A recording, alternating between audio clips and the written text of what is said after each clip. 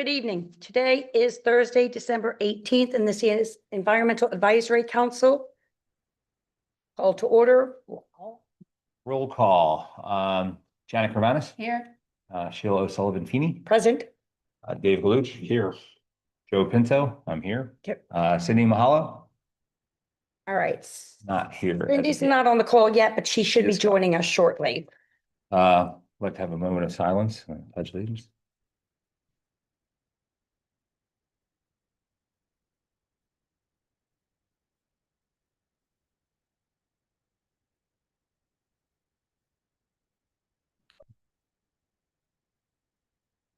I pledge allegiance to the flag of the United States of America and to the republic for which it stands, one nation, under God, indivisible, with liberty and justice. Right. Item 4.1, agenda. Consider approving the agenda. The agenda. A motion was made by Joseph Pinto to approve the agenda, seconded by Johnny Carvanis. All in favor, say aye. Motion stand. Number 5, public comment for agenda items only. Seeing none, we'll move to item number 6. Make a motion to approve the previously circulated minutes. Joe Pinto made a motion to approve the November 20th meeting minutes, seconded by Dave Galuch. All in favor, say aye. Motion stands. Item 7.0, Birdtown, PA. Janet, you want to fill us in on the IBA and where we stand with all of that and your Yeah, presentation? 7.1. Yes. Yes, the IBA check was received by the Boss Signs. The check was transferred. Steve, the check went through. So I'm waiting to know. It'll be addressed to me at the Environmental Advisory Council, but sent to Township for 5 someone. Hope to have a presentation in front of the board for the boards to receive signs. So, there's the best place. So IBA, for those who may be, is Audubon designation bird area. We not only live within highway, but also here from Tyler Arboretum through Willstown Conservation, all of Newtown Township, Radnor. Is all designated as Upper Ridley Crum IBA. Anything else? Yes, well, we will support our annual report by the end of January. That is where the classification we have, and we will report back to the township when that has been filled in. Cindy and I have begun to work together to put a calendar of events, and they will include partnering with Garrett Williamson for a lesson on the use of the app Merlin, followed by a walk there. We practice what we've learned. We're also partnering with CRC and Garrett Williamson for our spring bird walk, the Migratory Bird Day on May the 9th. And the theme is highlighting the importance of community science, which Birdtown has produced a trifold of all the opportunities for residents to become part of using or collecting data, which is very important as birds are declining across the United States. For a summer event, we're going to be partnering with an iNaturalist from the I'm sorry to interrupt. I just want to let the record show that Cindy Mahalo is on the call now. Hello, Cindy. Everybody, can you hear me? Yes. Gotcha. All right. The Great. record reflects. Right. Thank you. Sorry, Cindy. We're going to be doing a night event to discover the moths and other insects that are in our area. This is a woman who has been trained or went to college in Delaware and had a course with Doug Ptolemy, who is really the entomologist that we all follow. And we're going to be partnering with Meetup for our rain garden walk and also serving bird-friendly shade-grown coffee, talk about the importance of that. Awesome. Those are just some of the things that we'll be doing. So exciting year. Anything else? I did see some stories about bird flu. Anything coming across Birdtown in the state? I haven't heard Okay. anything of recent. Okay. Well, anything else that you, that's it. Cindy, we're getting next to you on item 7.2, rain gardens. Since our rain gardens are in the winterized stage, you want to share with everyone what's going on in the gardens and how they're helping the environment right now? Yes, I'm still trying to log on if you want to take a different agenda item. Okay. All right, we'll come right back to you. Then we're going to get to item 7.3, EAC 2025 year in review. Well, first of all, I think when we look back at 2025, we started off, and these are just some highlights. These aren't even everything that was accomplished. We started off January with the Bluebird boxes, which was an incredible hit for everyone. Then we ran into our spring events and our planning that started off with the rain gardens cleaning up. Then we went into March with our Sustainable Green Business Mini Conference at Dunwoody. We followed up with a very active spring with stream cleanups at CRC for Drexel Lodge and at Greer Park and Brookside Parks.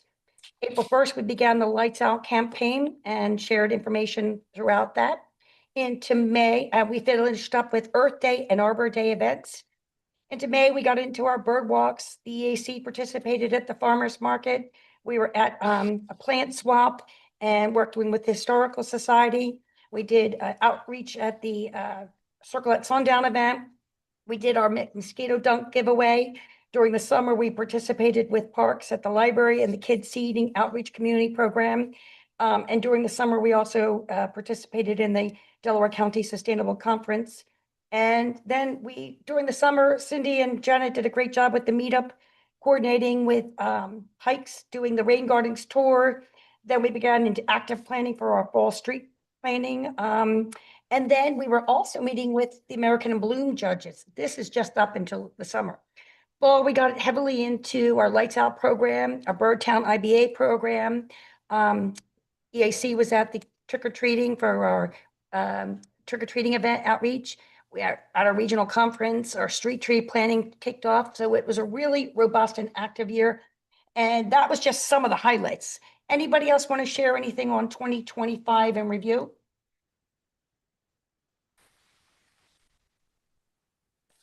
Cindy, do you have anything you want to share on 2025? Yeah, I would just say that I appreciate that recap, Sheila. It was a very busy year. It was a very productive year.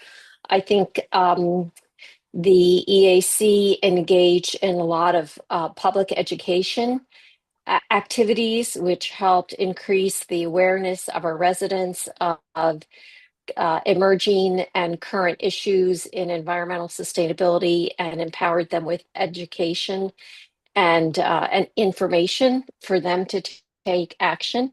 And also, we were able to showcase a number of the very positive steps that the township has done. That was one of the themes of the native plant pollinator walk and talk that you mentioned that we hosted through the library.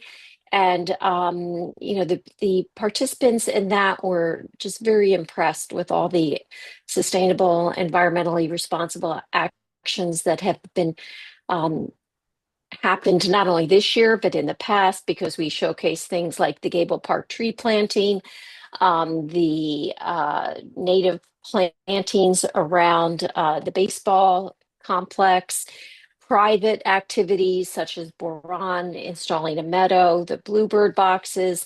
And that's just indicative of the way that the EAC was able to showcase and spearhead different activities. And again, like the tree planting that the EAC worked on so hard with Shade Tree, I think has already been a very impactful activity on the street where the trees were planted and will continue to be.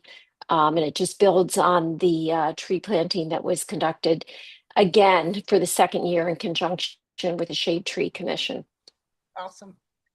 one thing I wanted to share, another great thing about the EAC for 2025.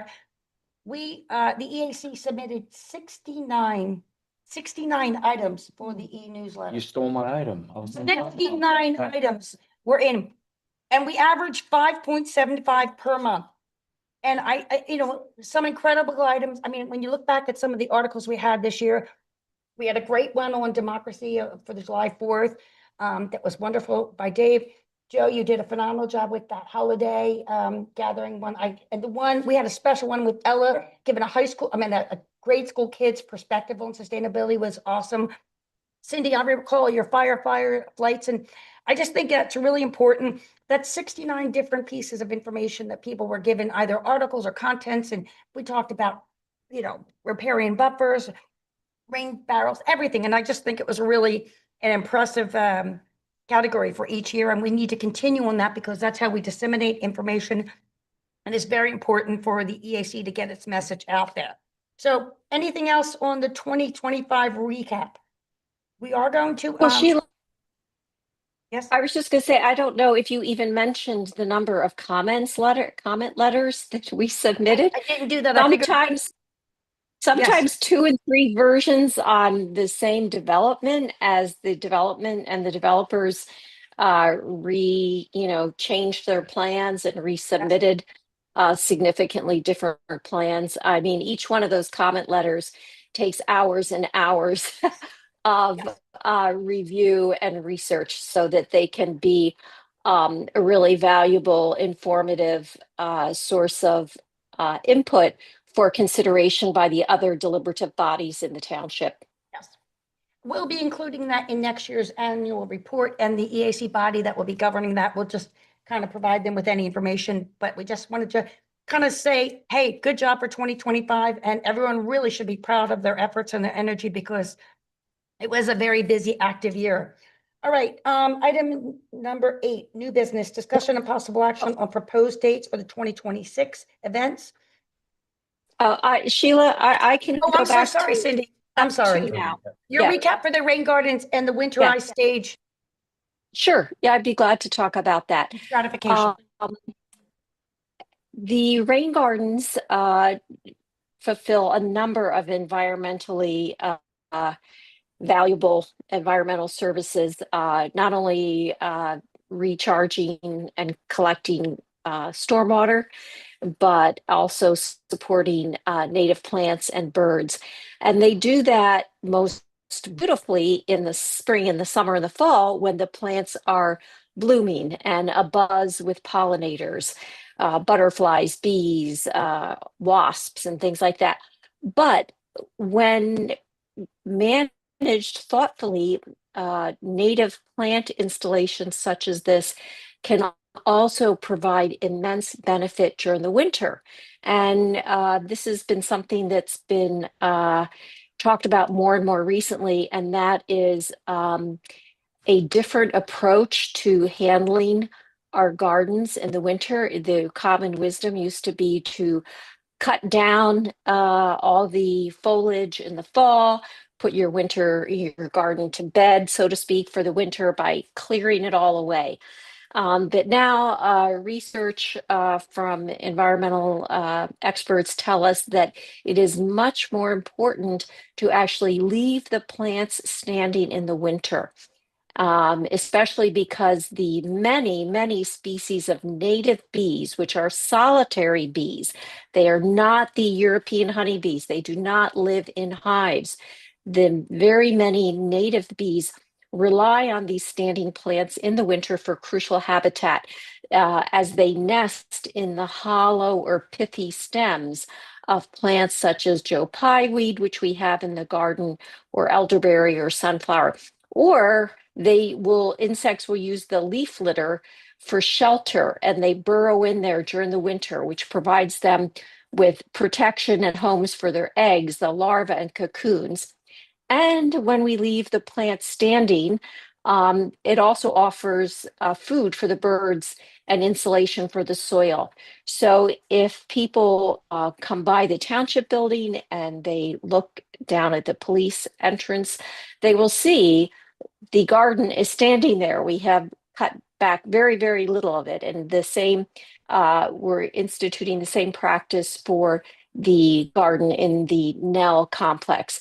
So we would urge other residents who have grasses and perennials and plants like this, instead of a full fall cleanup, leave the stalks standing, wait until late spring when the temperatures are consistently above 50 degrees Fahrenheit. And at that time, you can cut the stems back to about 12 or 24 inches. And that creates openings for the nesting without destroying the overwintering insects. They can crawl out. So that is kind of a delayed cleanup approach that we're taking at the rain gardens, and we would recommend other gardeners research and consider taking that approach. Thank you. Awesome. You mentioned quickly stratification. There are some seeds that need to stratify over the winter and they need that time for the shell to break out in the spring. Anything else you want to add? Yes, exactly. Many of the native plants, they set seed in the fall, and those seeds have to go through a period of cold weather, which we have had, but they need so many weeks of cold weather in order for them to properly germinate in the spring. And that happens when we leave the stalk standing outside. All right. All right. Thank you, Cindy, for that. All right. Now we're going to move on to item 8, new business, discussion and possible action on proposed dates for 2026 events and programs in collaboration with our community and regional partners. And Janet, you mentioned a couple, and maybe just for a point of reference, Joe, we'll mention these now, but everyone, this is just gathering the dates so we kind of have a rough thing. As you guys know, I have served on the EAC for 6 years and I'll be stepping down, but we want to make sure that the EAC going forward will be robust and has an opportunity to continue on the important work that we do. So next March, some of the dates we have will be March 13th, the Green Business Coalition. In addition, in March will be the CRC and the DCVA stream cleanups. Those dates are being set as we speak. Earth Day will be Wednesday, April 22nd, and Arbor Day is Friday, April 24th. So we can expect that weekend, either before Earth Day or an Arbor Day or after it, to be the planting key dates that we want to be coordinating with Shade Tree Commission in its new form. In addition, April 1st will be the Birds Light Out campaign. And then if the township is having the Circle at Sundown, if they're continuing it with May, that's something to keep on our radar. In addition, Janet mentioned May 9th would be the Bird Migration Day. So that would be a bird walk continuing. In addition, if Farmers Market will go through next spring, that will begin. We usually start off in May. And throughout the summer, we partner with the parks, the library to do kid seeding plants, and that's important. June and July and August, keeping that available for the fall street tree prep time. And into October, November, a variety of events and tree plantings and the fall bird migration day. So that's just a rough sketch for 2026. Last year in 2025, we had roughly 24 events. So there's a list of about 12 or 13. And as you can see, it gets really busy spring and fall. So just so we have an idea of what's out there and we can plan accordingly. Janet and Cindy, you mentioned that you were looking to do the Merlin Bird app. So you kind of know now where we are, what else is available, and you can plan accordingly. Anything else up on anyone else's radar? Dave? Not specific dates, no. Nope. Jenna? Well, with the Historical Society, we'll do a plant giveaway. Last year, Yes. we also did container. Yes. Right, and we have the Birdtown has a new downloadable sheet for what plants to use Awesome. for containers and small gardens, because many people, that's their only option. And we want them to know that even those small places, the insects can find and the native Great. insects. So Could you Right. consider that for January or February's, adding that download for January or February's e-newsletter, so that way that can be shared out with all the residents? I'll see if we could do that. Yeah, that would be through awesome. Birdtown. That'd be awesome. Anything else that we just need to keep on the radar, guys, when planning? I just assume that some of these dates may shift with the realignment of The committees. Well, Earth Day and Arbor Day, they're kind of, I mean, I know that that specifically will Yeah. not shift, but based on the reordering, I just assume that some of these may need to be revisited. yes, everything is flexible. Yeah. We just wanted to kind of give a guideline, Target.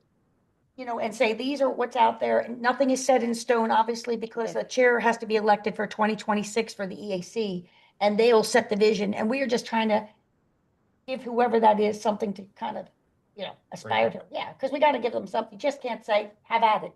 Yep. And I would like to keep them supported in that, I think. I understand. So that's it. We'll continue working with all the regional partners. We have a really robust list. Dave and I met with the comprehensive plan about 2 weeks ago, and they were really impressed with all the community partners that we deal with. Everything from Newtown Square and Bloom, Radnor Conservatory, Willistown Conservation, Natural Lands. I mean, the list goes on. DCVA, CRC, and we'll continue that and in whatever form possible. All right, anyone want to add anything else for 2026 dates? Anyone else? Sounds like a great start to 2026. Just to give them, an idea. Okay. Well, so- Sheila, Yes. excuse me, this is not something we're responsible for, but did you mention the EAC conference that happens every fall? Oh, I did not, no. Because we've I had should just multiple put it- you're people right. attend that. Yes, And then also, we usually have people attend the DCVA annual meeting, which is in March. And we usually have members also attend the Western Suburbs Trails and Greenways Summit that they have also in the spring.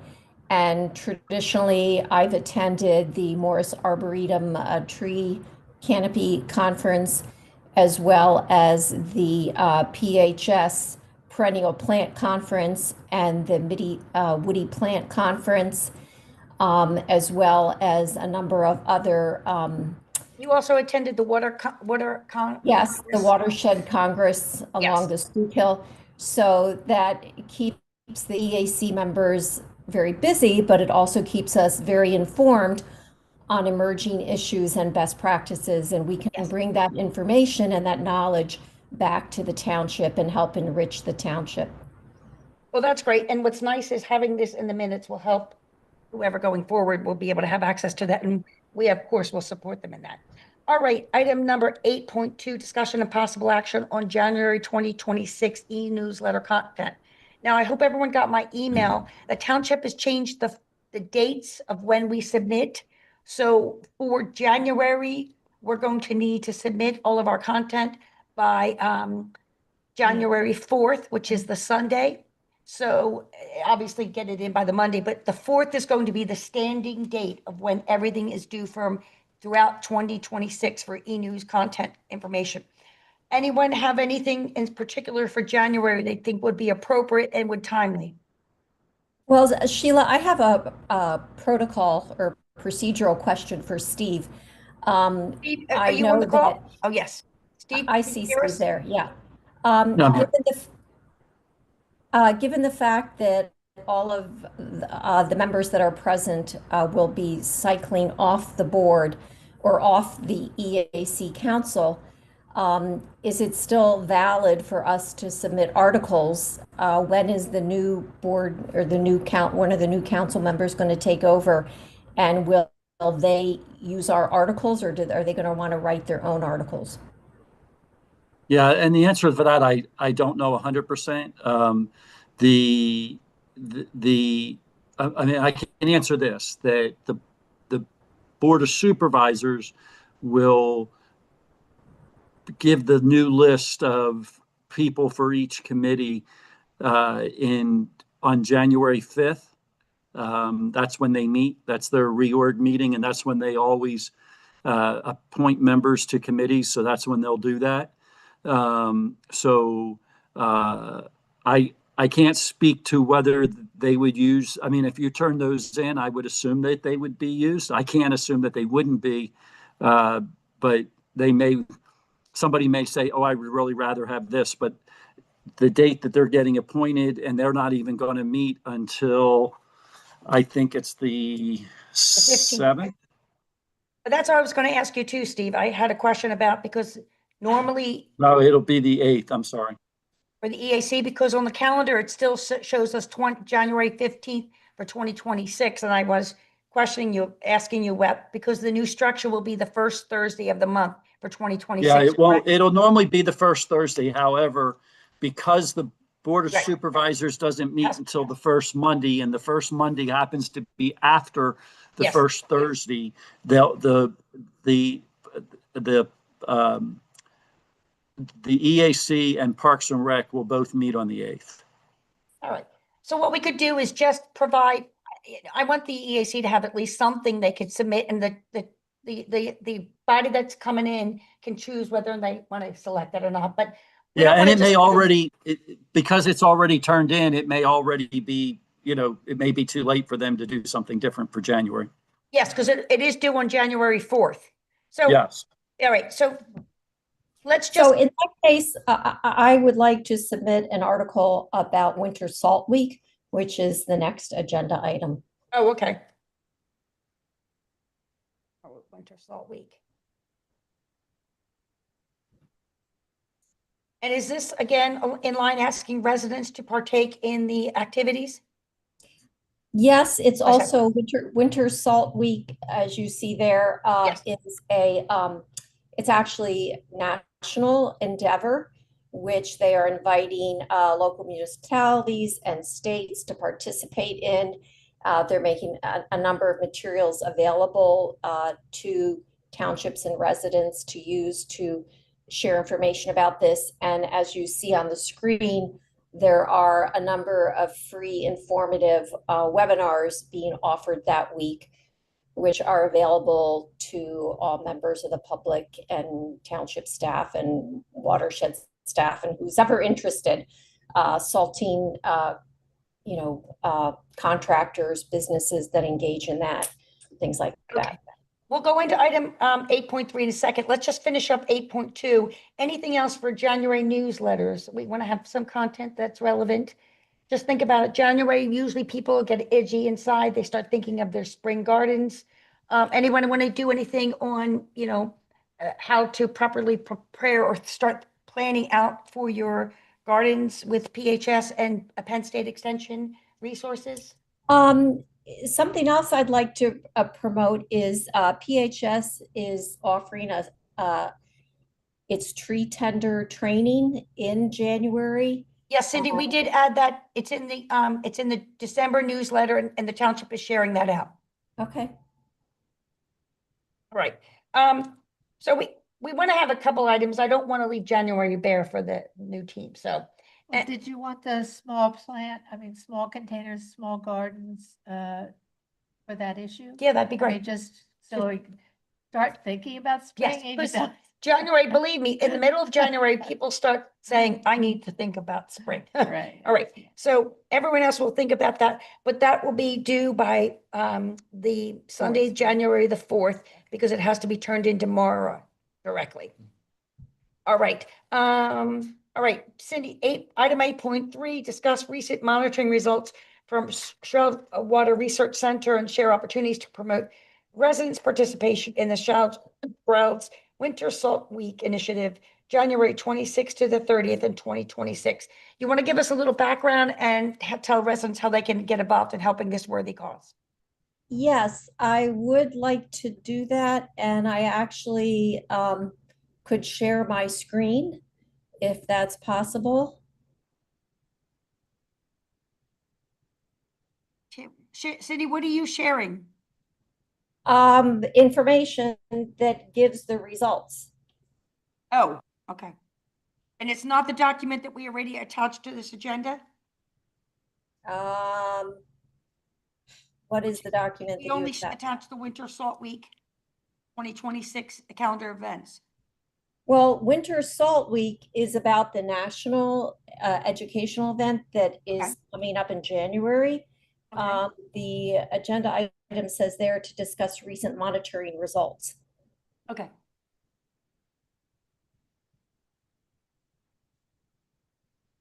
So how can I share my screen? Can she? You need her to access? I'm not sure You have to be able to share that your you can. Is it something you can send to me? It's a very large PowerPoint. Hmm. Yeah, I don't know your ability to share or not share. I'm in as a township, so I can do it, but Can you share now? Your share option? there you go. Okay, Good. great. Thank you, Dave. Okie doke. So let me see if we got, is that better or worse? What are you seeing? That's fine. Okay. Yeah. Are you seeing this part on the right-hand side? We see it all. Just do, Okay. Here we go. Okay, here we go. Let's get that off. Okay, so this is a PowerPoint that captures the information that from not only our monitoring, but Stroud Water Research. Well, I'll tell you about that in a minute. This is about the results. Stroud Water Research, you may be familiar with it. It's located out in Westchester. They advance knowledge and stewardship of freshwater systems through global research, education, and watershed restoration. For the last couple years, they have been conducting a winter salt snapshot where they monitor the salt levels in the streams.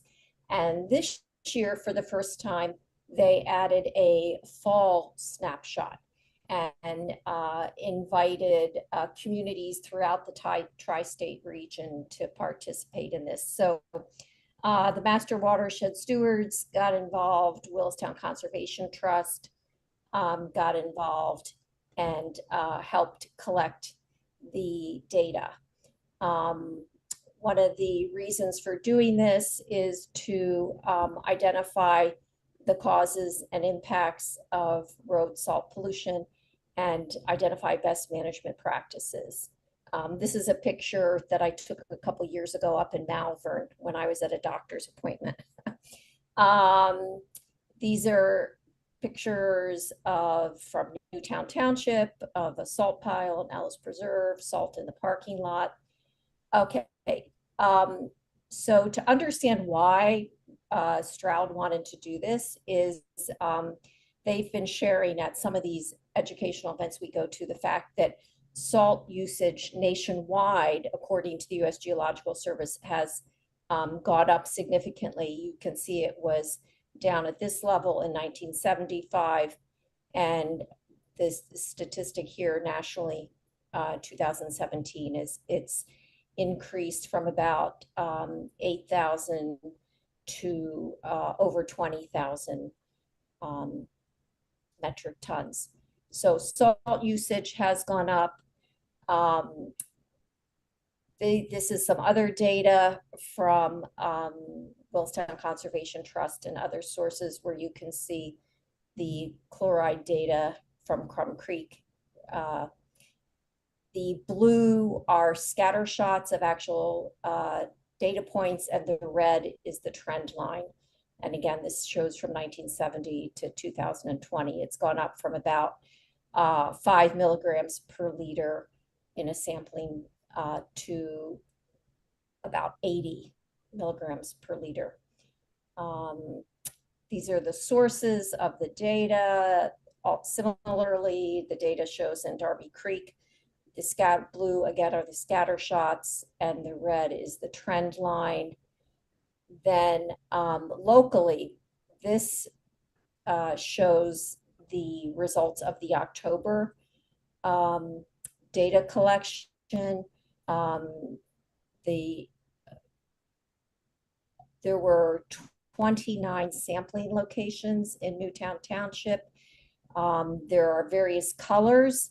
From the highest level of chloride was over 230 milligrams per liter, which are the 4 red dots. The orange dots show levels of 120 to 230. Then we have these yellow dots up here are actually over the line, and they're in Radnor Township. I don't know if you can see this dotted line. This shows the township lines. The yellow levels are from 50 to 120, and oops, sorry. And then you have the blue, the navy blue, and the lowest levels are light blue, which there weren't any here. But the 4 red ones exceed Pennsylvania's drinking water standard for chloride.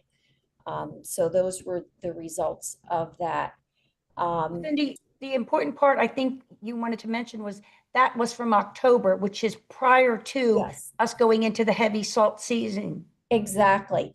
And that's a good point, because if you see the headline here, this data was collected in October specifically because Stroud Water Research Center really believes in rigorous, informative research.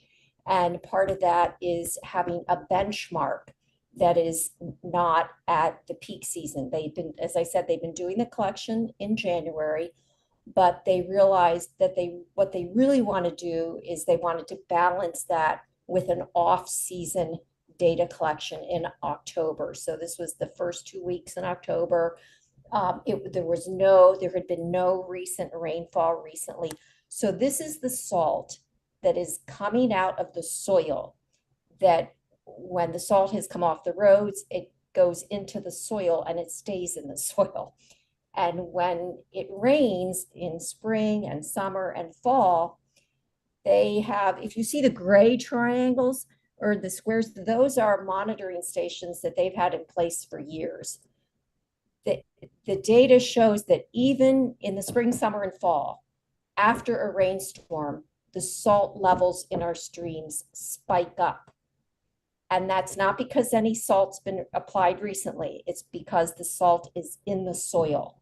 It's gotten there from the previous winters. And they knew this was happening, but they wanted to get a better handle on it. So they engaged thousands of volunteers all across Pennsylvania, different organizations in Delaware, New Jersey, to get a better picture of this. And I think this is just a real motivation for us helping support the public awareness in January. Cindy, can you give the key takeaways for residents who want to get involved in Yeah. collecting the samples? Yep, there is here. Well, this is very, very interesting, just to show the impact of it. 1 teaspoon of salt, road salt, can permanently pollute 5 gallons of water. So it's really important to not over salt. Most people get nervous and they put a lot of salt down, but there's just, it's not necessary. A lot of the salt comes from parking lots. So for example, if you live in an HOA, you might want to talk to your HOA. I'm looking for, there's a slide. There we go, best management practices. This is what residents can do. They can shovel first, clear the snow early and often to reduce the need for salt. Use salt sparingly. You need much less of it than you think. Sweep up and reuse any excess. If the storm is over and the ice has melted and there's still granules or piles on your sidewalk or driveway, sweep it up. And then you can choose alternatives. There are salt-free, pet-safe alternatives, or you can use sand. Those would be really effective alternatives. Also, and for example, if you see that your HOA has, spread more than is necessary, you could contact your HOA board. I noticed excess salt in my church's parking lot, and I brought it to their attention, and I've asked them to be more attentive to not using too much. All right, Cindy, for the average resident, where is the form for them to be able to participate in the collection samples? They can go to Winter Salt Week and just search for that, and it will probably come up. wintersaltweek.org. Yes, wintersaltweek.org. And they can learn more and register. Actually, the attachment, the township did attach the document, so Yeah, I think there's a it's on QR that code. Yes, picture there's a that they QR code showed. right there as well. Yeah, it's wintersaltweek.org. Yep. Right. Well, knowing that our bodies are between 65 and 80% water, depending upon what cycle or age you are, it's really important that we take care of our water. So thank you, Cindy, for that. And hopefully any residents out there are interested in collecting the data. I know, did Deirdre and her husband still do that? Cindy? Deirdre? Yeah, they have been collecting, they actually made a presentation to the EAC several years ago. They have been trained and worked under the supervision of Willistown Conservation Trust under Lauren McGrath, who's the water protection director, and they have been assigned a site where they go every month at the same time and they collect samples from there. And so those were the gray triangles that you saw on that map. Well, the good thing is we encourage everyone to be participating in that and become citizen scientists. All right. Old business. Anyone want to add anything else on the salt or any questions for Cindy? Dave? Joe? Janet? Cindy, thank you for that information and hopefully people participate in. That's a good opportunity. There is Yes. one other thing that as Yes. part of Winter Salt Week, they're asking townships if they would just lend their moral authority to this and their support by passing a proclamation in acknowledging that this is Winter Salt Week and encouraging people to get involved and become more aware of this. I did send a copy of that to the EAC members this afternoon to ask you to take a look at it. And if it's possible, we could, and if the EAC agrees, we could pass that on to the Board of Supervisors and ask if they would be willing to issue a proclamation in support of Winter Salt Week. This would be similar to other proclamations the board has done, such as the lights out, you know. Cindy, for the proclamation, I didn't see anything that's obligating the township to do anything. It's just a request to bring attention to the issue. Is that correct? Yes. Okay. Obviously, that's the Board of Supervisors' decision if they feel inclined to make that type of a proclamation. What we could do is submit it to Steve and let them decide what they would like to do.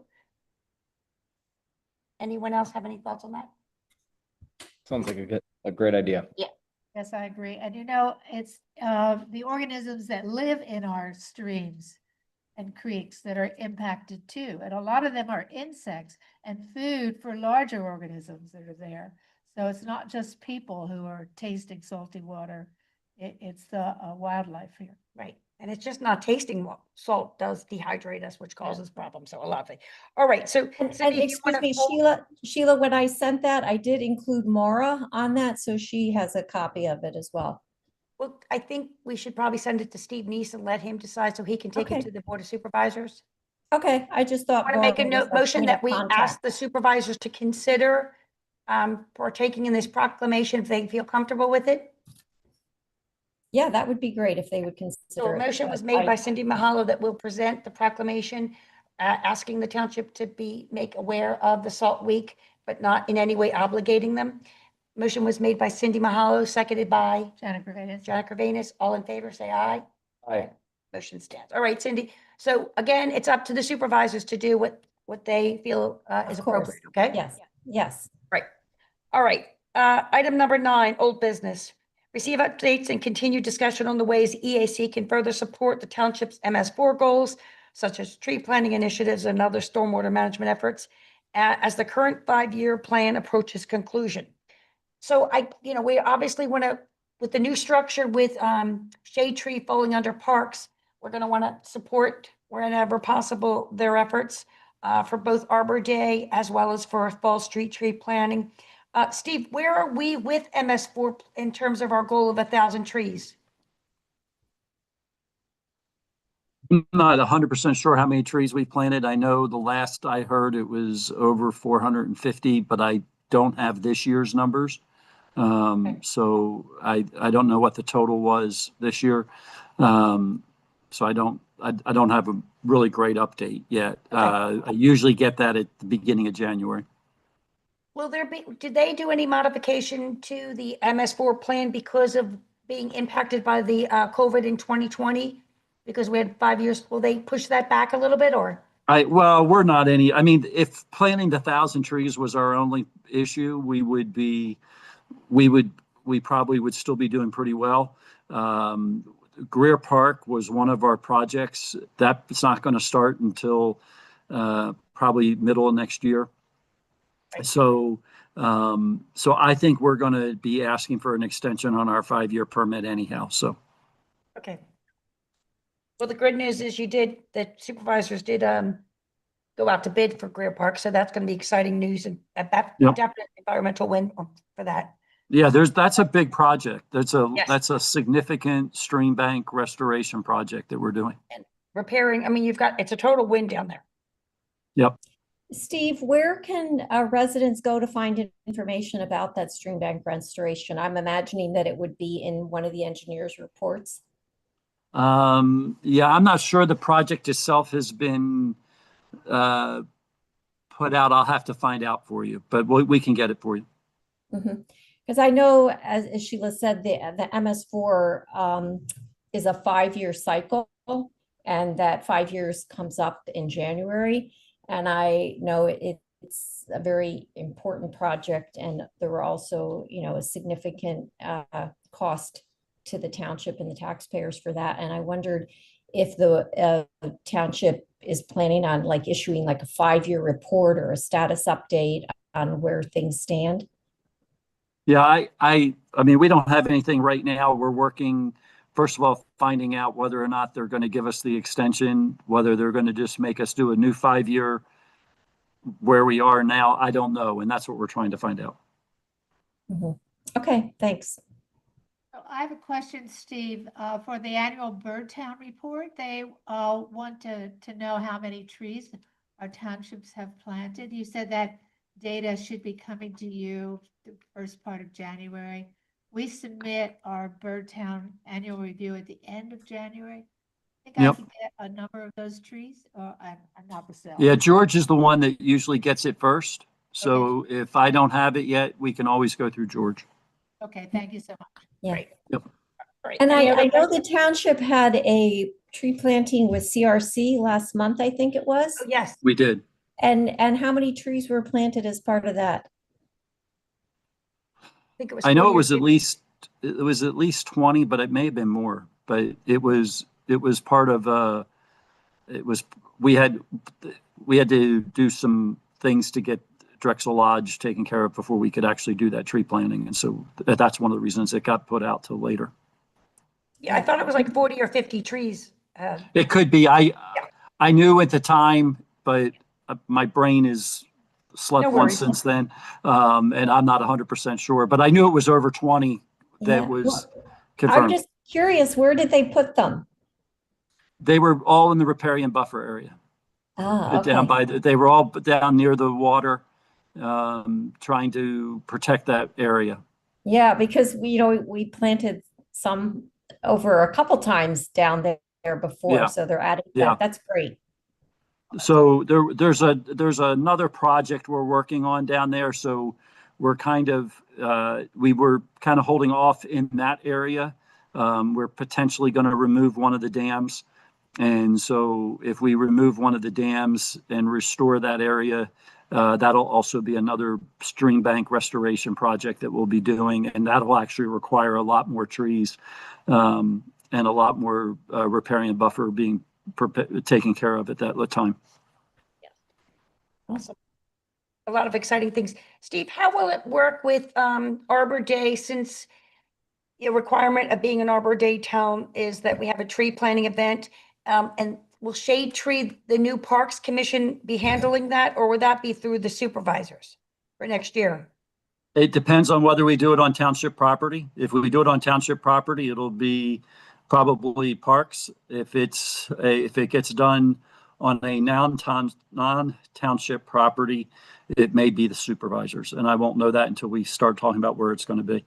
Staff will be kind of doing the initial, kind of talking about it and seeing who's going to do what for this next year. All right, awesome. All right, any other items anyone want to go into before we go into items for next agenda? Nope. All right, so any items for consideration for the next agenda will be due by Sunday, December 28th, because they're going to have to be sent in tomorrow, because the next EAC meeting will be on January 8th, as Steve just said. So that's going to be like next, well, yes, remember, because in 10 days, any EAC agenda items for January of 2026, and I'm sure it'll be a brief because you're gonna have to do a reorganization, but anything that needs to be sent in, if you can, send it to me if it's before December 31st. If it's after December 31st, you're out of luck. And then the next You meeting. can send it tomorrow. Oh, yeah.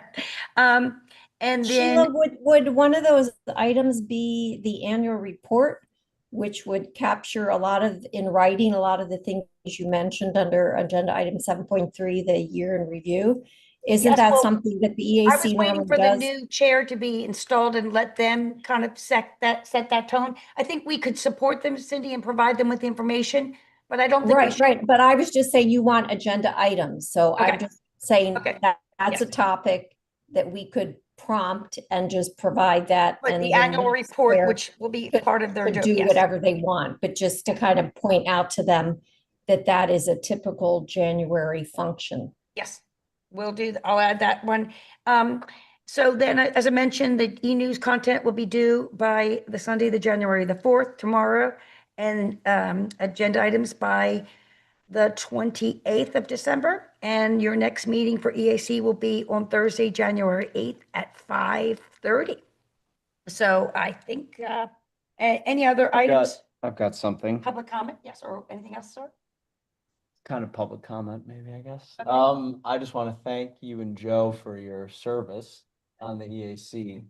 6 years. You know, the lifeblood of a township is the dedication of its public servants and its volunteers. And this is only my second year on the EAC, but being led by you, Sheila, and being guided by you, Joe, as our secretary, has been a real pleasure. And we appreciate everything you've done. And I know you guys will continue to be involved in the things you're passionate about, the environment, conservation, all that being included in that. But I'd just like to say thank you from me, and I'm sure from the rest of the committee as well. Yes, thank you. Miss Joe, like, I'm gonna miss you. I'm gonna miss And- Ella, giving us all the younger perspective on things. Listen, Yeah, guys, and I would just like to totally concur with Joe. I mean, not with Joe, with Dave, to thank Joe for his and Sheila for their service, to thank Joe for being our dutiful, dedicated secretary, you know, always keeping us going, keeping us organized. And to thank Sheila for her really passionate, tireless efforts over the last 6 years. I think two of your kind of marquee programs and accomplishments are the Sustainable Business Council. That was your vision. That only exists because you conceived of it, you drove it, you recruited the members, you organized the conferences. And I think that it really has helped to trigger a culture, a stronger culture of sustainability and awareness of that among the various businesses in our community. I know it's been a real feather in the cap of our township, with having county and other dignitaries take note of the fact that Newtown Township was conducting such an event. They found that quite noteworthy. And then also just the countless hours you put into the shade tree program, the plantings in those two neighborhoods over the past 2 years.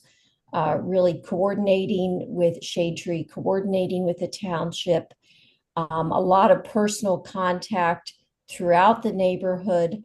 This is something that I had been hoping would happen for years, is to really go in depth in a couple communities and just trigger a greater awareness and appreciation of trees. And I think that these planting events have really begun that. So thank you. Thank you, Cindy, for those kind words. But remember, at the end of the day, a team is only good of all its members, and every one of you. And that's true, but you're the one who's leaving. Yeah, but listen, like, if you don't, They're written right it's here. important. Listen, the work will continue.